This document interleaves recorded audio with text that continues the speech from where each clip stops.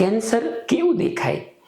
દરેક જગ્યાએ ગોળ ગાંઠ હોય એવી આપણા મનમાં કલ્પના હોય, પરંતુ એવું બનતું નથી. 3 પેટર્ન હોય છે, આપણે સમજીએ.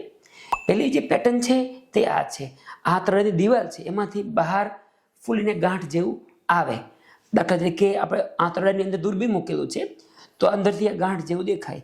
આ સાદી પણ હોઈ શકે, કેન્સર પણ હોઈ શકે, પણ અહીંયા કેન્સર હોવાના ચાન્સ વધારે. એટલે એક પેટર્ન થઈ.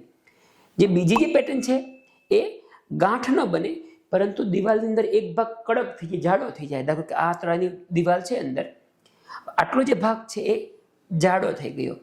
એટલે આપણે એકચ્યુઅલ પિક્ચરમાં જોઈએ તો આંતરડું છે, અંદર આ જે ભાગ છે કડક બની ગયો, અડીએ તો એકદમ હાર્ડ લાગે, એ પણ કેન્સર હોય છે. અને ત્રીજી જે પેટર્ન હોય અલ્સરની હોય છે, ચાંદુ. આ અલ્સર છે, અહીંયા કોઈ જગ્યાએ ખાડા જેવું હોય, અને એનો ભાગ અંદરનો હોય, એમાં કેન્સરના સેલ્સ હોય. એકચ્યુઅલ પિક્ચર જોઈએ તો આ બી મોટું આંતરડું છે, અને અંદર આ જે ભાગ છે એ કેન્સરની ગાંઠ છે અંદર. એટલે કહેવાનો મતલબ કેન્સરમાં ગાંઠ બનવી જરૂરી નથી, પરંતુ બીજી વસ્તુ સમજવાની, દરેક ચાંદુ, દરેક ગાંઠ એ કેન્સર હોતા નથી.